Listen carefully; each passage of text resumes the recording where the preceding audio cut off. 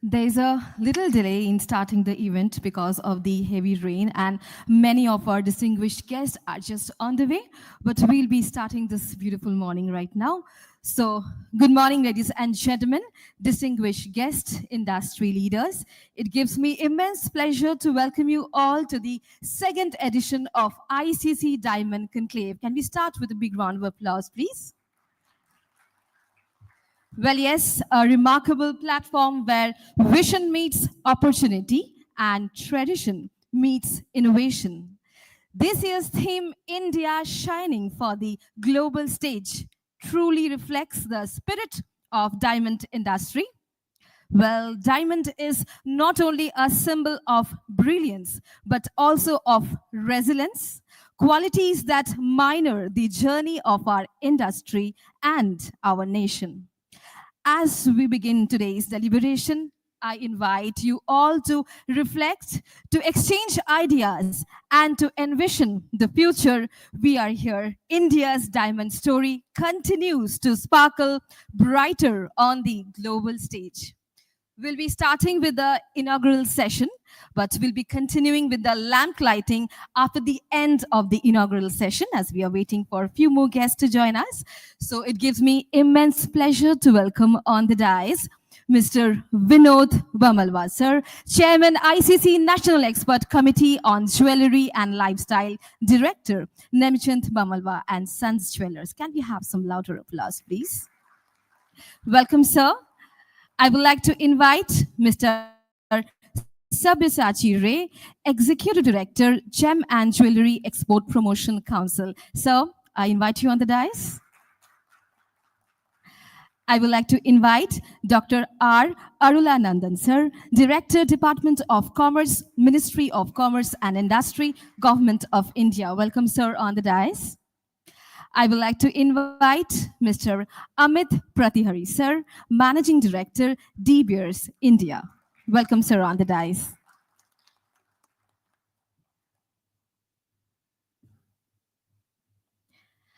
I would now like to request Mr. Vinod Bamalwa, sir, to please share the welcome address.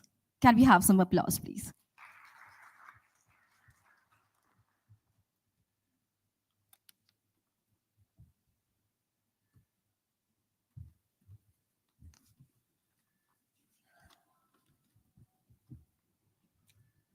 Good morning.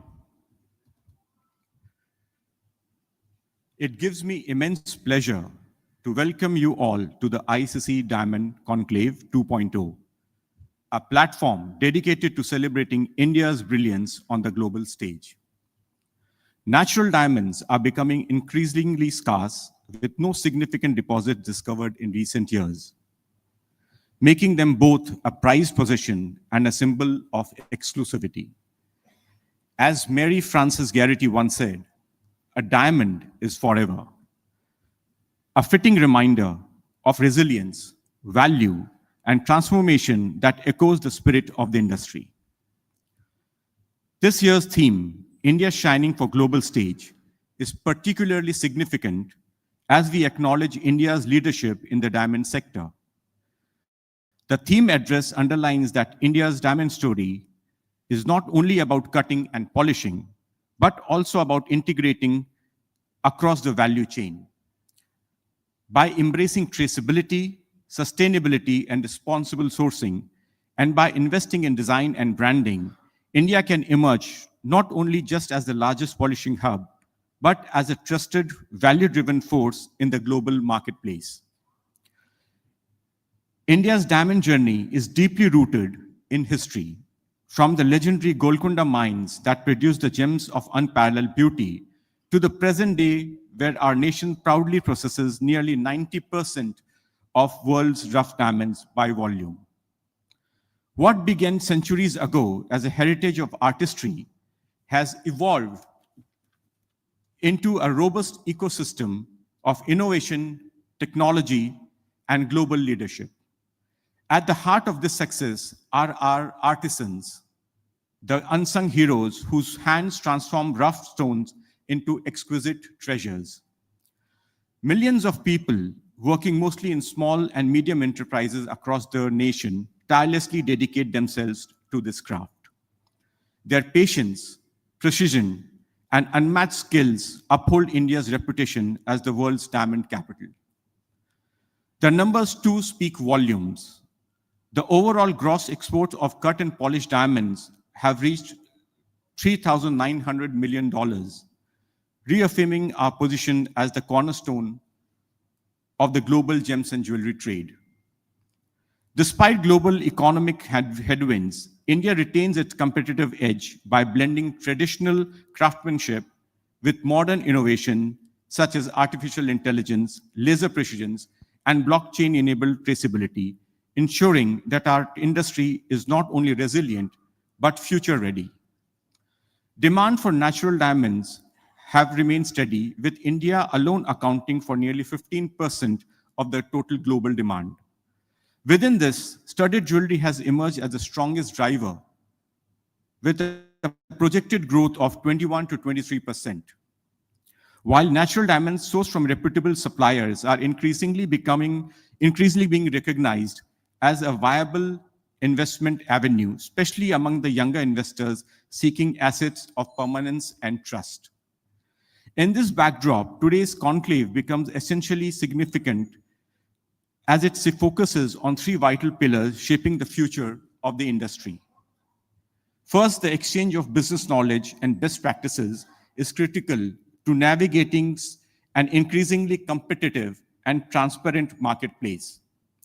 By understanding consumer preferences, harnessing digital platforms, and leveraging innovative financing, India can continue to strengthen its global leadership. Second, invigorating the diamond industry by enhancing consumer trust and demand is need of the hour. Buyers today are far more conscious, with sustainability, origin, and ethics deeply influencing their choices. With global demand for diamonds projected to grow, building trust through branding, certification, and authentic storytelling will remain crucial. Third, the standardization of diamond quality is imperative for ensuring transparency and consistency for global buyers.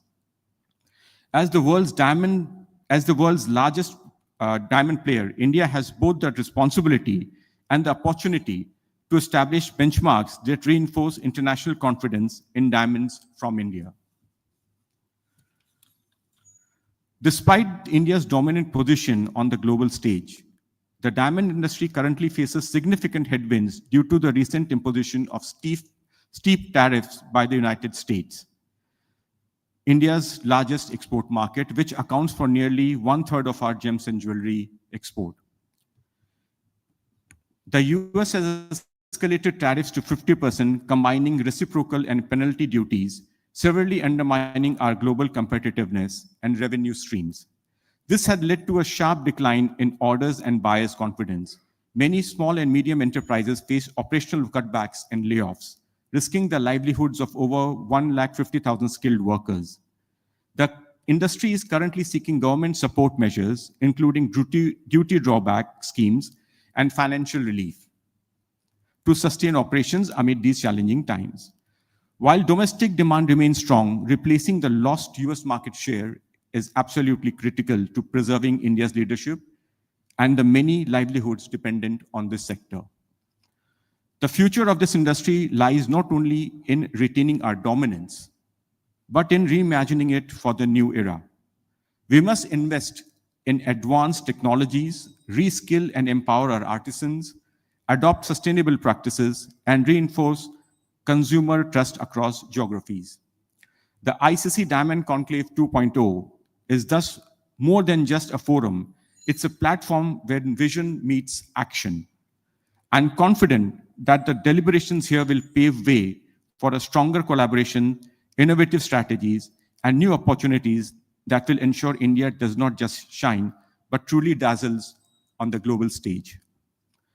Together, we must ensure India is not only world's polishing hub, but also world's most trusted diamond brand.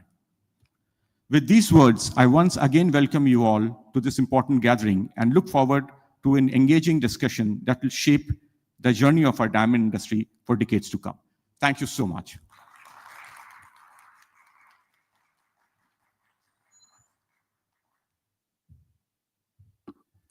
Thank you so much, sir, for your enriching words. I now would like to request Mr. Sabyasachi Ray, Executive Director, Gem and Jewellery Export Promotion Council, sir, to please share your address. Big round of applause, everybody, please.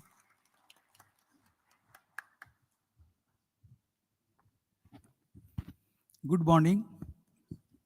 I can tell Shuprabhat because I am in this part of the country যেখানে বাংলা বলা যায় যদিও আজকাল বাংলা বলার তেমন একটা সুযোগ হয় না আমার বাংলাটা বোধহয় খারাপ হয়ে গেছে so Erlanji sorry I will explain you what I have told so Amit understand this Amit comes from this part of the country only from Orissa and আমরা সকলেই জানি যে আমরা ওদের ভাষা বুঝি ওরাও আমাদের ভাষা বোঝে সুতরাং there is no problem into speaking Bengali in front of him so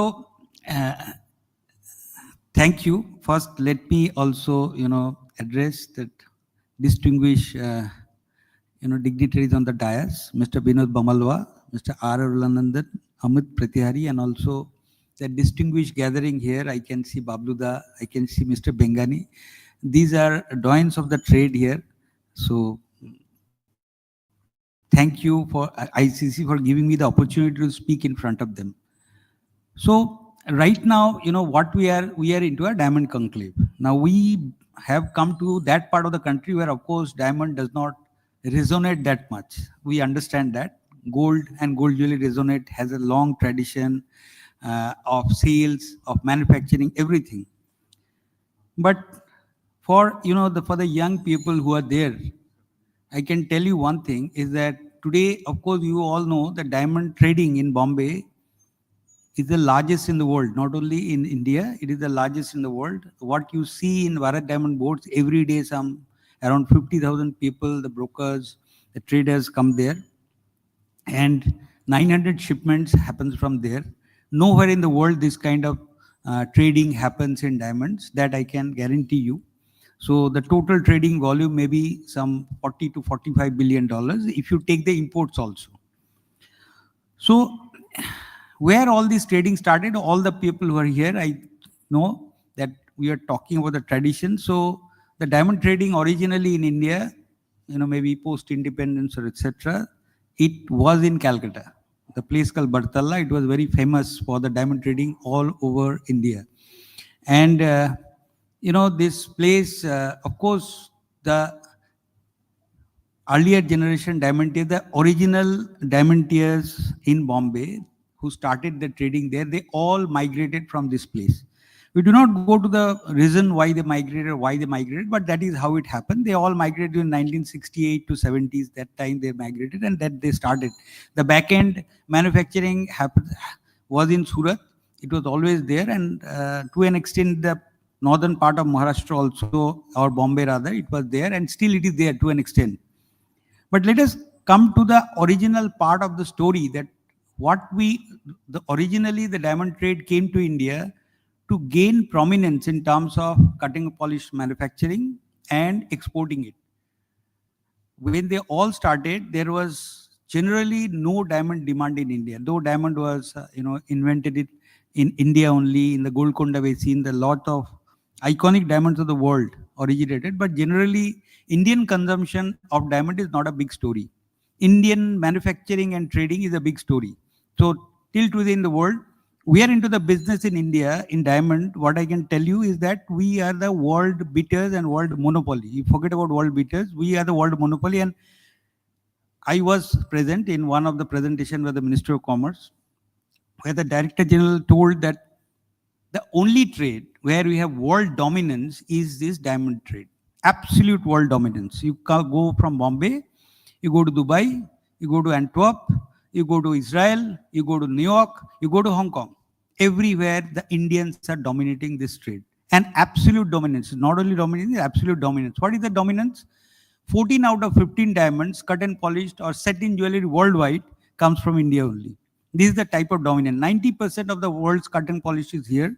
So it all started, I know that a lot of people call Belgian cut. There is no cutting and polishing industry now existing in Belgium. Maybe 4 or 5 cutters are only there. Then it went to Israel. The Hasidic Jews took it over.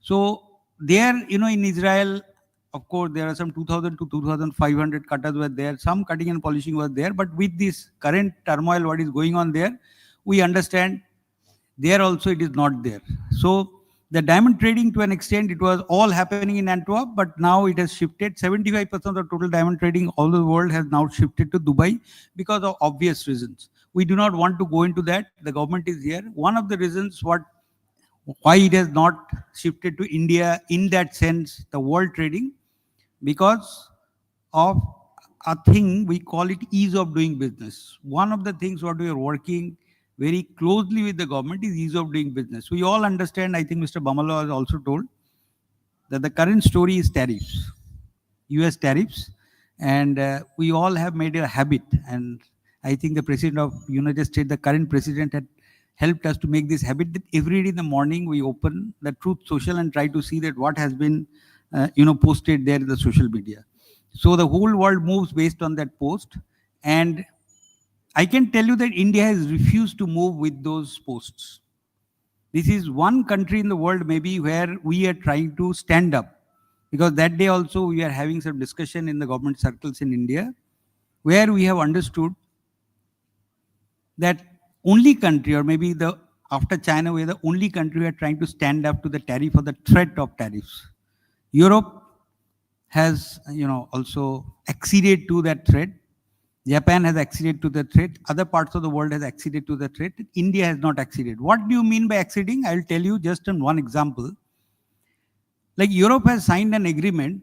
EU is let's say a $700 billion market for US. European Union of 23 countries have signed an agreement with US, wide which when they export their products to US, they have to pay a 15% tariff, import tariff in US. And when US exports to EU, 0%.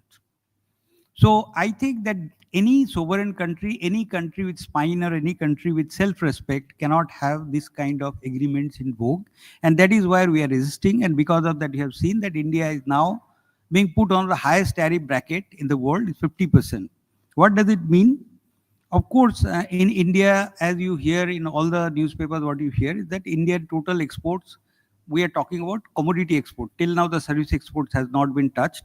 So if you talk about the commodity exports, Indian commodity exports is around $400 billion, which is very less of the total GDP of the country. So that way, what you read in the newspapers is absolutely true, that of course in the $400 billion, if you take 30 to 40% of US exports, some $200 billion, that will not have huge impact into our country's, the economic landscape.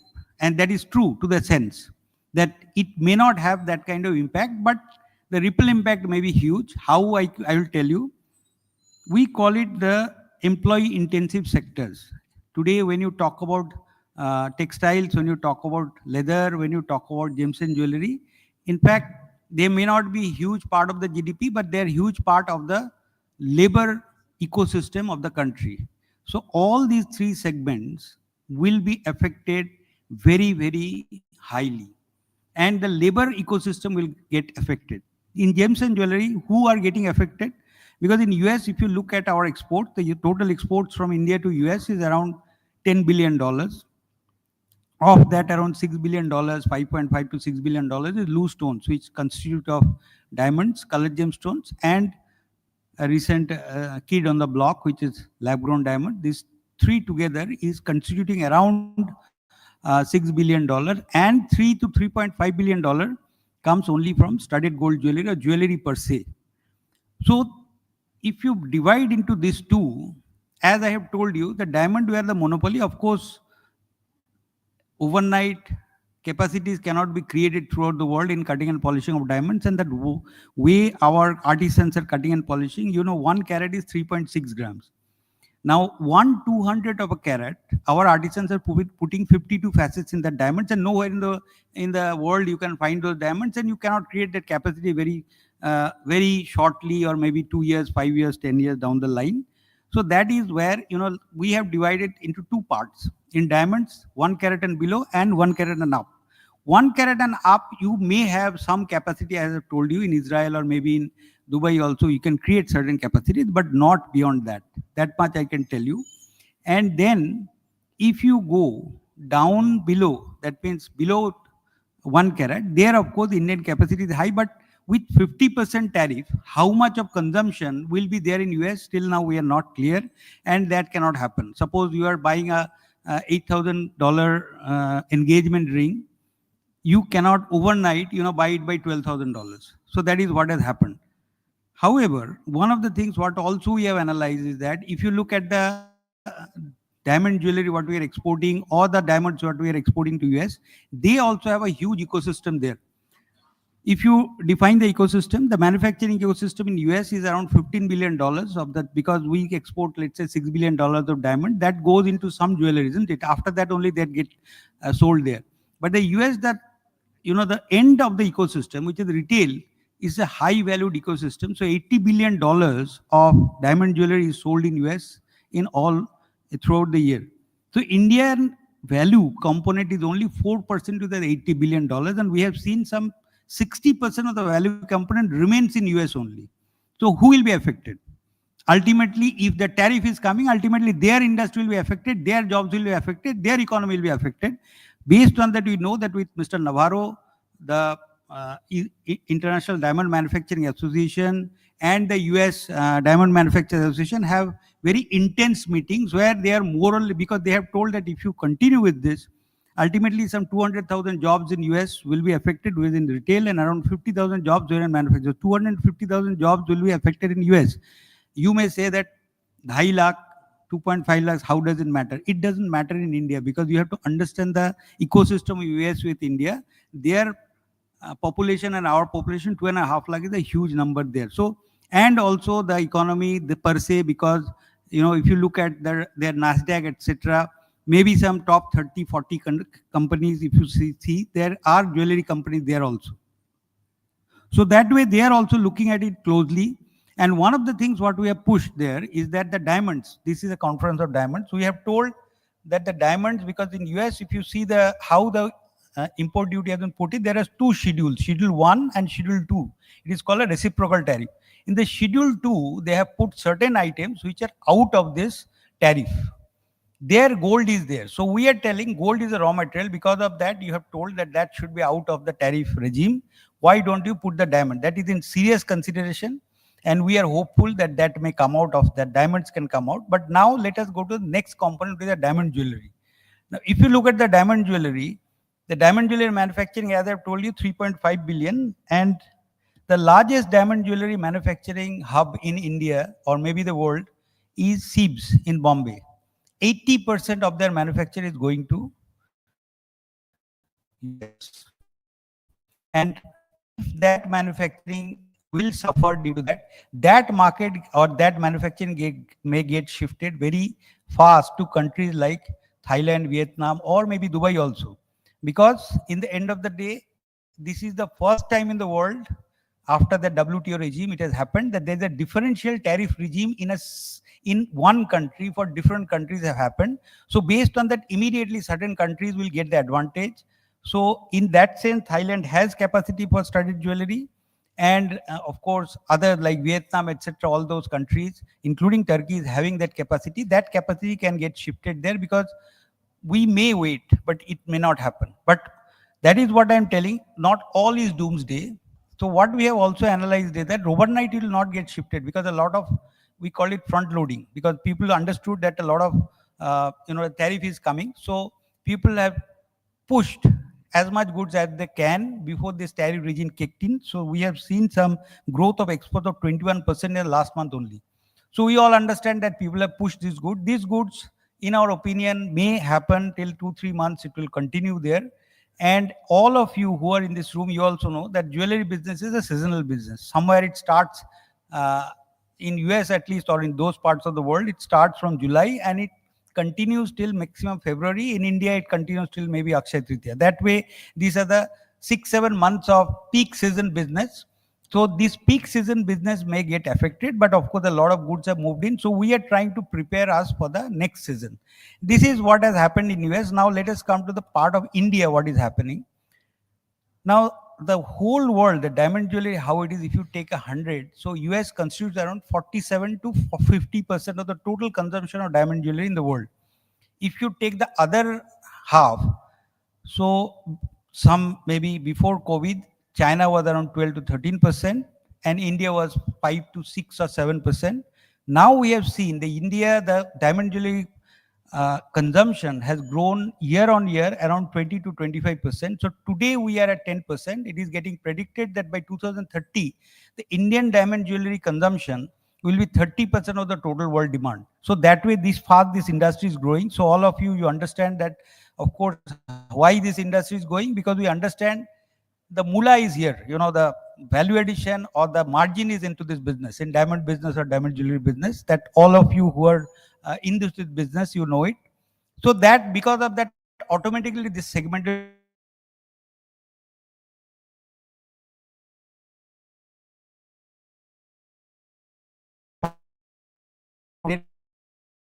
into other diamond will grow in our country.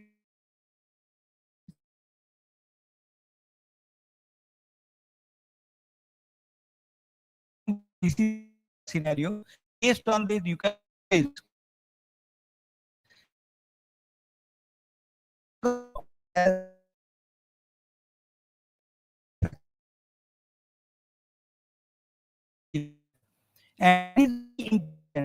and has transformed skills.